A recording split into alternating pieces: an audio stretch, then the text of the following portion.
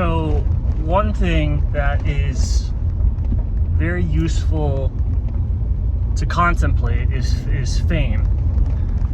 And so having people look at you is a certain type of power. It's closely related to loosh. And you could look at the attention of humanity. The attention of humanity at large is what some have called the black sun, right? And so the light of the black sun is every ray of attention coming out of human eyes. And so when people look at you, you get this attention, you get this energy. When they think of you, like when you pray for somebody, you get this attention from people. And so people with a powerful attention, unfiltered, when they think of you, when they do something, it's very powerful. Like if they pray for you, if people that have no attention, low energy, like whatever, if they think about you, if they pray for you, kind of no big deal.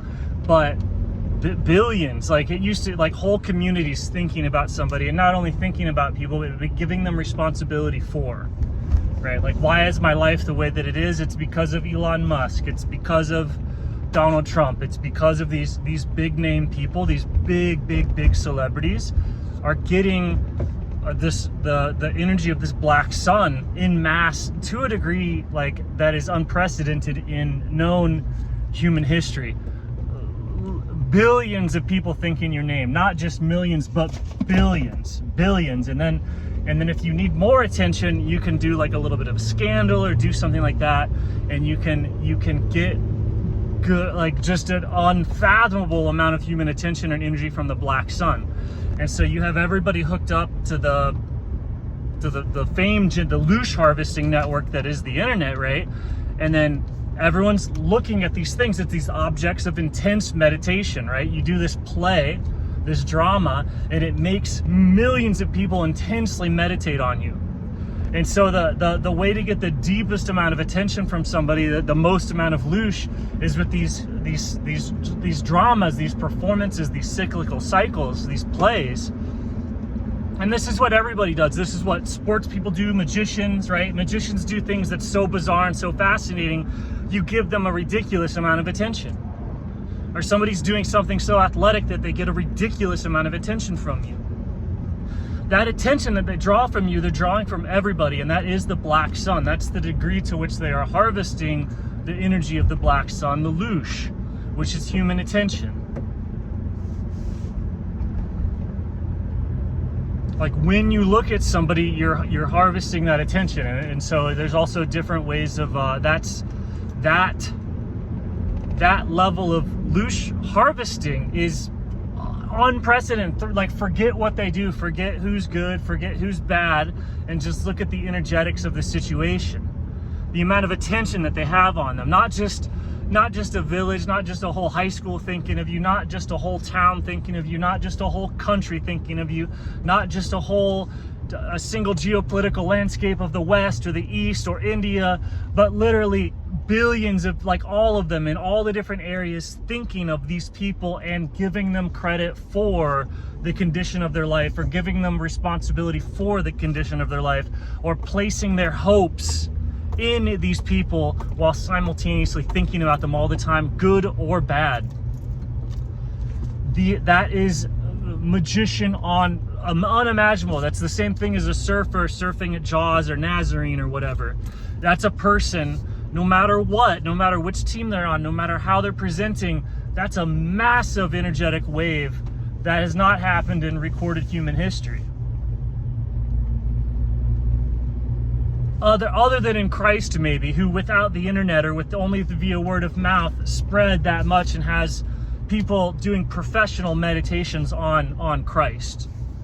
You know, that's what a liturgy is, right? That's a professional meditation on Christ. So the only other rock star on the levels of these people, and it literally is, what's the greatest swell of humanity? What is humanity looking at? And so that's the Antichrist, is going to be that thing. So where Christ would be the emitter of loosh, the place from which the attention comes from. So when you look at inward, when you look at yourself, you're looking at Christ, you're looking at the source of loosh. Whereas when you're directing your attention outwards, you are looking at the Antichrist of giving the loosh away. So if 10 billion people so much as perceive or do a simultaneous group meditation, similar to how everybody did group meditation around 9/11, if people are doing a massive group meditation on any particular person, you're just looking at a massive energetic event. Massive, massive, massive, massive, massive. No matter what, I'm not even going to name names, but the way the game works is that there's no way to be that big without avoiding fame or talking about Christ all the time. If you're not constantly hiding and deflecting towards Christ, of saying that my attention, like this attention that I'm receiving is actually the attention of Christ coming out of human eyes, unless you're constantly deflecting that way, constantly, not like, oh, I don't know about you, I don't need the money, no. Basically, if you're not orthodox and deflecting it liturgically, sacramentally, otherwise, in these ways that are just required, the same way that certain movement patterns are required to play soccer, certain movement patterns are required in the inward gaze. And those movement patterns are the liturgical sequence of the Orthodox Church, because the inward gaze is towards Christ. So these are that's the most effective ritualistic sacramental means of directing the infinity of human consciousness on itself, of truly deeply asking the question of who am I? And then that outward force of the micro celebrities of social media, of the politics, is you can use this technology to get a massive amount of human attention, which is also magical attention. It takes the form in dollars, but it also takes the form in connections and everything else like that, like just massive levels of fame. And you see people getting it, minor stars, celebrities. These are deities. That's why they're able to move everything around and acquire whatever resources they want. The internet is helping these deities incarnate.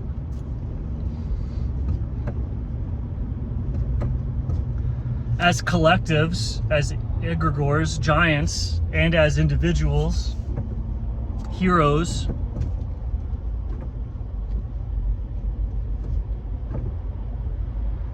but there's no way to be on that stage without the help of higher deities, outside energies. There's no way to be that famous. There's no way. So those are the kind of teams you're looking at. I think ultimately the people operating with that level of fame, who are fronting as Christians, who are paying respects to Christ, but are not going all the way, it's just fake. Like fallen deities can do that. They can acknowledge a fallen entity can acknowledge a significant amount of truth. Significant. And again, it's not good or bad. It's like these are just organisms, but it's good to understand what's going on. You're not dealing, that level of fame makes you inhuman, other than through Christ. Otherwise, you have to embody or incarnate like an entity, a demon. Like some of them are real bad, some of them are like whatever, but it's ultimately, I don't even mean to say bad. It's not bad. It's just it's inhuman. It's away from humanity. So it's away from the gaze. And if you go away, it's very difficult or hard. It's psychotic. So that's people driven mad by different ideologies or a sense of self.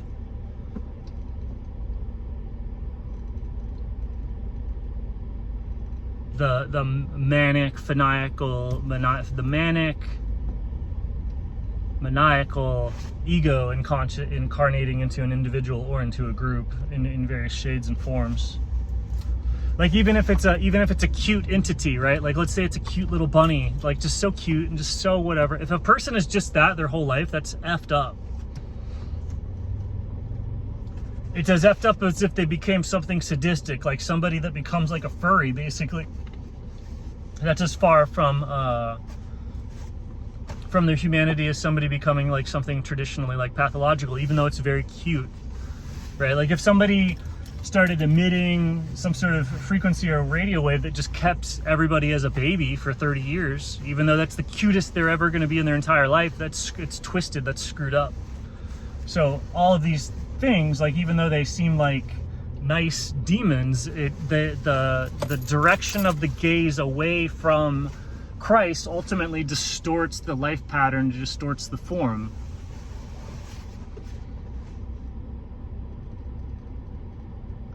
And so you can get away from all of the conspiracy without saying that that level of reality isn't important, or not knowing how to engage with that. But it's the, like, so back to the loosh, it's like, okay, this is the world. So how do you play this game? Like, how do you play this game?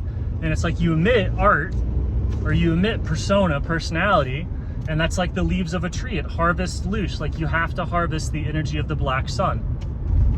And so different, like a functional community, everybody is directing the group attention on everybody, like the sun traveling across the sky in the correct cycle, and it gives people the amount of energy that they need to grow and to flourish, and it stops looking at them enough to allow them to be an individual.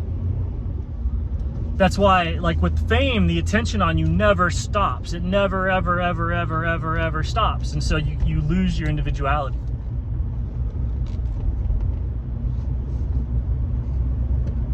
Like the king is the kingdom.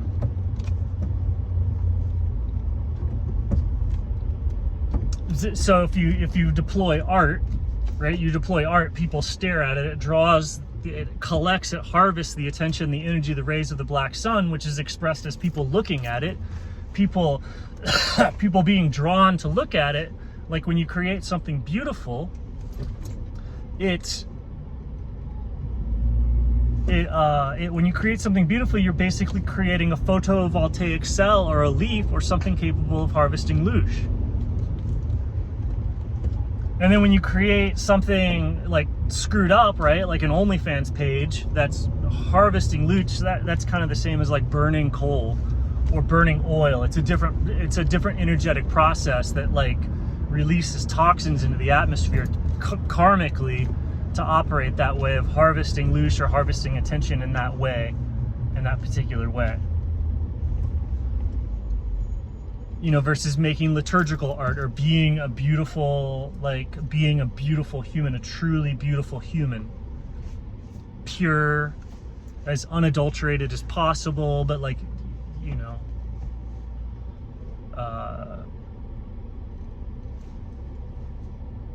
but not weak, like powerful, right? That's the most powerful thing, is somebody who's like sexually powerful and pure. Somebody who's not sexually powerful but pure, who cares? And somebody who's sexually powerful and not pure, with the energy bleeding out everywhere, again, who cares? And then same thing with so there's different types of like art.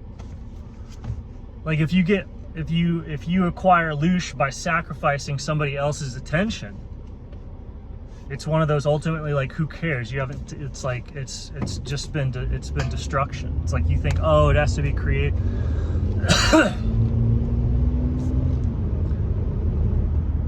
Like, oh, creation requires destruction. You know, maybe not. Maybe that's just laziness, or maybe that's nothing happening. Right? Maybe when something truly when creation happens, it happens out of beauty, not out of death. But you know, maybe the sun, the black sun, is capable of turning anything, and even turning death into beauty. It doesn't necessarily mean that beauty requires death. Just because death can turn beauty into beauty can turn current beauty into greater beauty. It doesn't need it to be death. So it's just kind of a misunderstanding, I think, to believe that there's like a cycle in the world where there's, oh, you have to have good and bad. To have bad, or to have good, you must have bad. Like that's a non sequitur, or the claim of somebody who doesn't actually exist. Like people who have no existence in themselves live in this dualistic good-bad universe where everything ultimately cancels out into nothing. Where people who have a soul in Christ see that it is good builds on good builds on good, and the world ultimately has meaning.